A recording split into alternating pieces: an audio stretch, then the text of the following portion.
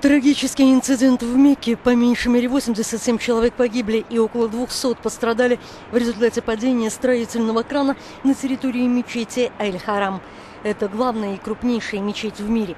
В социальных сетях появились фотографии и видеокадры, запечатлевшие как сам инцидент, так и его последствия. Люди в панике и страхе пытались убежать как можно дальше от источника сильного грохота.